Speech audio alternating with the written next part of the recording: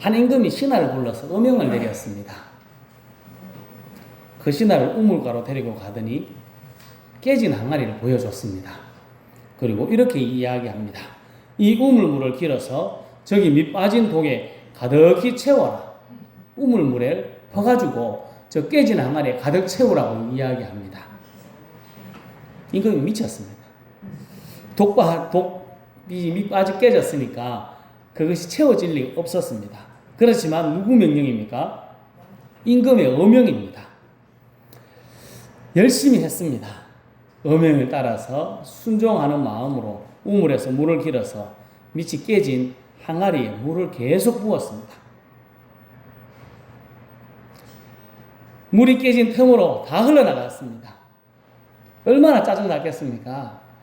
임금의 어명이기 때문에 밤을 새워서 물을 길어서 항아리에 붓고 또 부었습니다. 미칠 지경이 되었을 겁니다. 결국 우물물을 다 폈습니다. 바닥이 드러났습니다. 그래도 항아리는 안 채워졌습니다. 채워질 수 없었습니다. 그런데 우물물을 다 퍼내고 나니까 우물 바닥에 번쩍번쩍하는 무언가가 있습니다. 그것은 엄청나게 큰 금덩어리였습니다.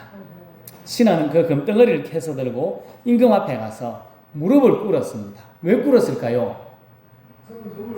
아니요. 물을 못 채웠잖아요. 어명을 못 지켰습니다. 명령을 못 지킨 겁니다. 그래서 임금이 용서하여 주십시오. 우물물을 다 길어내었지만 항아리에 물을 채우지 못했습니다. 그러나 우물 바닥에서 이 금덩이를 건져내었습니다. 라고 이야기했습니다. 그때 임금이 씩 웃으며 이렇게 말합니다. 밑 빠진 독에 물 채우겠다고 우물이 바닥나도록 수고했구려. 그대는 참으로 충성스러운 신하요. 그 금덩이는 그렇게 순종하는 당신을 위해 준비한 것이라오. 하고 그 금덩이를 상으로 줬다고 합니다. 참 힘든 일입니다. 하나님 말씀에 순종하는 것 참 쉽지 않습니다. 어떻게 보면 깨진 항아리에 물 붓듯이 계속 하는 것처럼 그렇게 우리가 순종하는 삶이 힘들고 어렵습니다. 하지만 말씀에 순종할 때 우리 순종하는 우리를 통하여 하나님의 나라가 이 땅에 이루어지고 확장되어져 나갈 것입니다. 하나님의 말씀대로 순종하는 것이 예수 믿는 우리의 삶에 꼭 필요한 것입니다. 하나님의 말씀대로 순종하기 위해서 하나님의 말씀을 읽고 하나님의 말씀을 듣습니다. 성경을 공부하고 성경을 많이 읽고 많이 안다고 삶이 변화되느냐? 그렇지 않습니다. 많이 읽고 많이 듣고 많이 알아도 변화되지 않습니다. 어떻게 할 때 변화될 수 있을까요? 순종할 때, 말씀대로 순종할 때 우리가 변화됩니다. 그래서 순종이 중요한 것입니다. 야고보서 1장 22절 말씀을 같이 읽겠습니다.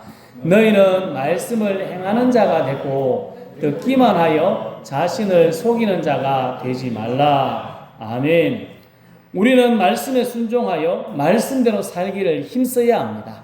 이것이 예수 믿는 우리가 살아가야 할 바른 삶입니다. 말씀을 읽고 들으면서 이 말씀을 우리가 어떻게 실천할 수 있을까 생각하며 그 말씀을 따라 순종할 때 우리들의 삶이 변화되고 하나님께는 영광이 되고 하나님의 나라는 확장될 것입니다. 성도 여러분, 우리가 하나님의 말씀을 가까이 하며 말씀을 읽고 듣고 그 말씀대로 순종하여서 나 자신이 먼저 변화되고 하나님의 나라가 확장되고 하나님께 영광 돌리는 우리 모두가 될 수 있기를 예수님의 이름으로 축복합니다.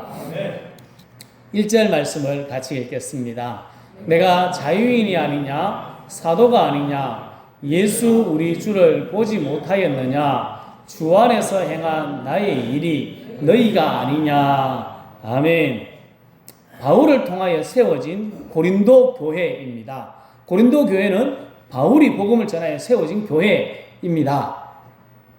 그 고린도 성도들이 바울을 향해서 당신은 사도가 아닙니다.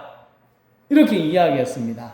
여러분들이 저를 보고 당신은 목사가 아닙니다. 이렇게 이야기하는 거랑 똑같습니다. 바울은 전도 여행을 다니면서 천막을 고치는 일을 했습니다. 복음을 전하면서도 천막을 고치며 경비를 충당했습니다. 그리고 그 경비로 사역을 많이 했습니다. 다른 사도들은 성도들의 물질적인 지원을 받아서 사역했는데 바울은 그렇지 않고 자기가 벌어서 했습니다. 거의 많은 사역비들을, 자기가 생활하는 경비들을 자기가 벌어서 했습니다. 그런데 이 모습이 사람들이 보기에 저거 진짜 사도 맞나? 하는 의심을 불러일으킬 수 있었던 것 같습니다. 그래서 1절 말씀에 이렇게 이야기합니다. 내가 자유인이 아니냐? 사도가 아니냐? 내가 사도라는 걸 이야기합니다. 저 계속해서 1절의 의문문을 통해서 이야기하며 나 사도다 하는 것을 강조하고 있습니다. 2절에서는 다른 사람들은 사도라고 인정하지 못한다 할지라도 너희들은 나를 사도라고 이야기해야 되지 않느냐? 라고 더 강하게 직접적으로 언급하며 이야기합니다. 그러면서 사도니까 사도의 권리가 있다 하는 것을 쭉 지금 이야기하고 있습니다. 그리고 12절에 이렇게 말씀합니다. 같이 읽겠습니다. 다른 이들도 너희에게 이런 권리를 가졌거든 하물며 우리일까 보냐. 그러나 우리가 이 권리를 쓰지 아니하고 범사에 참는 것은 그리스도의 복음에 아무 장애가 없게 하려 함이로다. 아멘. 내가 사도가 맞고 사도의 권리가 있는데 이 사도의 권리를 쓰지 않고 참는다 라고 이야기합니다. 그 이유는 복음에 장애가 없도록 하기 위함이다 라고 이야기하고 있습니다. 우리에게 주어진 권리들이 있습니다. 어떤 권리가 있는지 잘 생각해 보시면 좋겠습니다. 하지만 그 권리를 사용하지 않고 복음을 위해 참는 것이 필요하다. 오늘 말씀은 이야기합니다. 바울은 자기에게 주어진 권리를 사용하지 않습니다. 다른 사람에게 도움을 받고 다른 성도들에게 뭔가 이렇게 해서 하는 것을 원하지 않습니다. 그저 자기가 주어진 일에 최선을 다하며 복음을 전하고 있습니다. 바울의 이 모습은 예수님을 그대로 본받은 것입니다. 빌립보서 2장 6절 말씀을 같이 읽어볼까요? 그는 근본 하나님의 본체시나 하나님과 동등됨을 취할 것으로 여기지 아니하시고 아멘. 그는 예수님을 이야기합니다. 예수님은 하나님입니다. 영광 받으시기에 충분하고 영광 받으시기에 합당한 하나님이 예수님입니다. 하지만 예수님은 그 영광 받으실 권리를 내려놓고 우리를 위해 육신을 입고 이 땅에 오셨습니다. 이 땅에 오셔서 편히 사셨습니까? 그렇지 않습니다. 근데 태어날 때부터 해가지고 태어날 집이 없어가지고 구유에 태어나야 했습니다. 우리를 위해 고난당하셨습니다. 끔찍스러운 십자가에 우리를 대신하여서 우리의 죄를 지고 죽으셔야만 하셨습니다. 예수님 꼭 그래야만 했습니까? 안 그래도 됐습니다. 굳이 안 죽어도 됐고 고난을 안 당해도 됐지만 우리를 위해 모든 것을 권리를 내려놓으신 것입니다. 예수님 대제사장과 장로들에게 파송된 무리에게 잡혀갈 때 이렇게 말씀합니다. 마태복음 26장 53절을 같이 읽겠습니다. 너는 내가 내 아버지께 구하여 지금 12군단 더 되는 천사를 보내시게 할 수 없는 줄로 아느냐. 아멘. 예수님께서 군인들에게 잡혀가십니다. 힘이 없어서 잡혀가셨습니까? 그렇지 않습니다.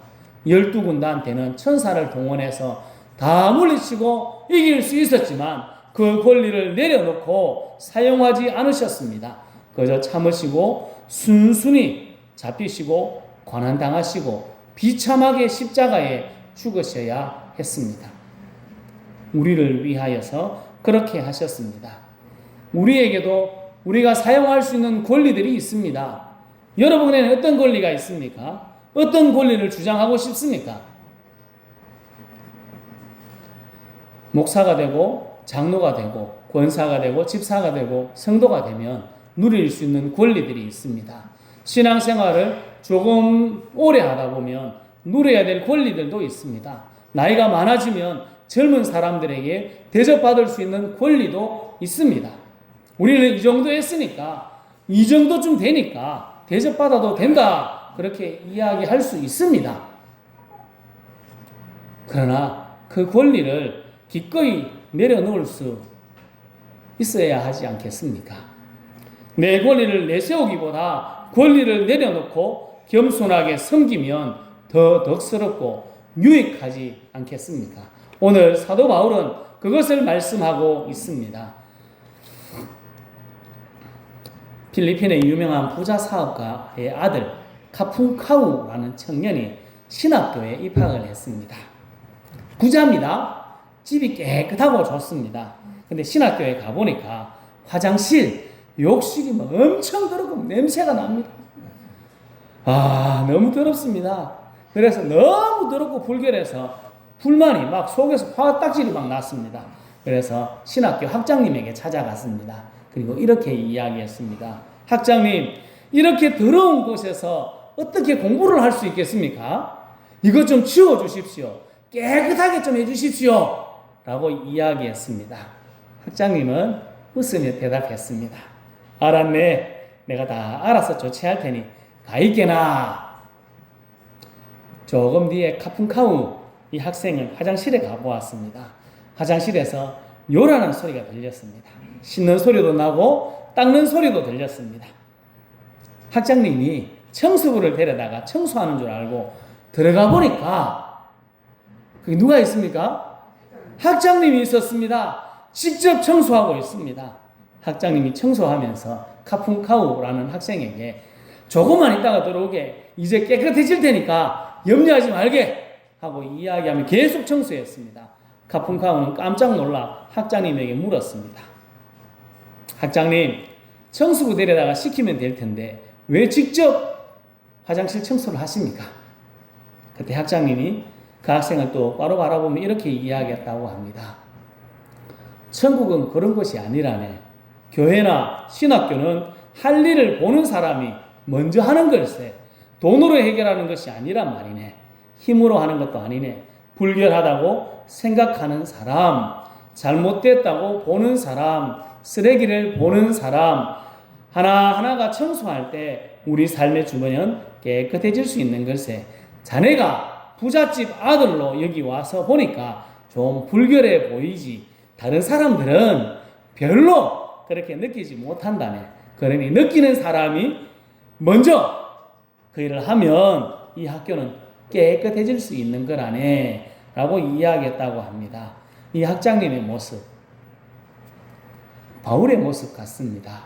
예수님처럼 낮아지고 자기의 권리를 주장하기보다는 섬기는 자리로 내려가는 예수님을 닮은 모습입니다.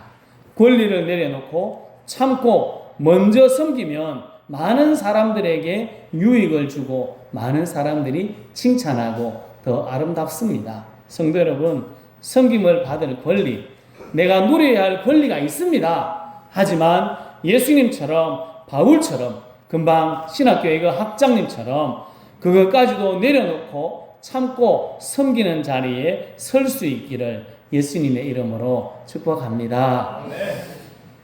권리를 내려놓는다는 것이 쉽습니까? 쉽지 않습니다. 예수님이 모든 권리를 내려놓고 인간의 몸을 입고 이 땅에 오셨습니다. 그때 편안하지 않았습니다. 태어날 때부터 고난이었습니다. 태어날 때부터 삶을 살아가는 순간순간이 다 힘들었습니다. 예수님 십자가에 죽으실 때만 힘든 것이 아니었고 삶의 순간순간이 다 힘들고 어려웠습니다. 바울이 사도의 권리를 내려놓고 일하며 복음을 전하는 것이 쉬웠을까요? 쉽지 않습니다. 오늘 말씀에서처럼 오해가 생기고 마음이 힘들고 몸도 힘듭니다. 권리를 포기하고 다른 사람보다 낮아지고 섬긴다는 것 참 쉽지 않습니다. 어렵습니다. 하지만 우리가 말씀에 순종하며 분명히 살아가야 할 모습입니다. 넓은 길로 가는 것이 아니라 힘들고 좁은 길로 가야 합니다. 복음을 위해 많은 사람의 유익을 위해 우리의 권리를 내려놓고 어렵지만 기꺼이 감당할 수 있어야 하는 것이 예수쟁이의 삶입니다. 예수쟁이, 예수님을 따르는 사람, 예수님의 모습을 그대로 배우는 사람 아니겠습니까? 우리가 예수님의 모습을 배운다면 우리의 권리까지도 내려놓고 참고 인내하며 섬길 수 있어야 합니다. 어느 대장장이가 여행을 떠나려는데 손님이 찾아왔습니다. 말방울국 편자입니다. 저걸 만들어 달라고 똑같이 100개를 만들어 달라고 주문을 했습니다. 이 대장장이 뭐 하려고 했습니까? 지금 여행을 가려고 했습니다. 그래서 자기의 제자에게, 대장장이가 가르치는 제자에게 이 편자 100개를 똑같이 만들어라 하고 여행을 갔습니다. 걱정이 많았을 것 같습니다. 여행을 마치고 대장장이가 돌아와서 이 제자가 만든 편자를 점검해 봤는데 다 불량입니다. 원본 사이즈와 차이가 나서 납품이 도저히 안 되는 겁니다. 대장장이가 제자에게 물었습니다. 왜 이렇게 만들었느냐? 어떻게 이렇게 될 수 있느냐? 라고 물었을 때 그 제자가 이렇게 이야기했습니다. 손님에게 받은 원본으로 하나를 만들고 또 그 만든 것으로 그 다음 거를 또 만들고 또 그 다음 거를 그 다음 것으로 만들고 이렇게 하다 이렇게 100개를 만들었습니다. 만들기는 잘 만들었습니다. 100개는 다 만들었습니다. 하지만 처음에 게 아니고 자꾸 바뀐 겁니다. 그런 방법으로 하다 보니까 모양은 비스무리했습니다만 똑같지 않고 다 달랐던 것입니다. 우리는 예수님을 본받는 자가 되어야 합니다. 예수님을 본받는 자. 지금 우리의 모습은 예수님과 비슷합니까? 여러분은 삶이 예수님과 똑같은 비스무리한 삶을 살고 있습니까? 본받아야 한다, 본받는다 하는 원어의 뜻이 저 밑에 큰 글씨로 적혀 있는데 모방하다, 그림자다 라는 뜻을 가지고 있습니다. 모방, 다른 사람이 행한 것을 보고 조금도 더함도 덜함도 없이 그대로 따라한다 하는 뜻을 가지고 있습니다. 예수님을 본받는다 하면 예수님이 한 그대로 하는 것입니다. 예수님을 본받는다면 예수님의 모습을 그대로 뺏겨야 합니다. 따라해야 합니다. 예수님이 하나님의 권리를 내려놓고 우리를 위해 오셨고 섬겨주셨습니다. 그 모습을 우리가 그대로 배우는 것입니다. 우리도 우리에게 준 권리를 내려놓고 참고 섬김의 자리, 다른 사람을 돕는 자리에 서야 예수님을 모방한 것이 되고 본받는 것이 되는 것입니다. 제가 가장 안타까운 일이 있습니다. 우리가 밥 먹고 나면 다 자리에 앉아 있습니다. 밥 먹는 이야기가 가장 많습니다. 우리 그 자리에 가만히 앉아 있습니다. 밥 할 때도 하시는 몇 분만 나가지고 하고, 밥 정리도 누구만 합니까? 젊었다고 생각되는 몇 분만 합니다. 설거지는 맨날 똑같은 사람만 합니다. 그 사람 떠와가지고 찬양을 해야 되는데 할 사람이 없습니다. 그래서 맨날 똑같은 사람만 죽으라고 합니다. 그러다 보면 밥 안 해줍니다, 이제.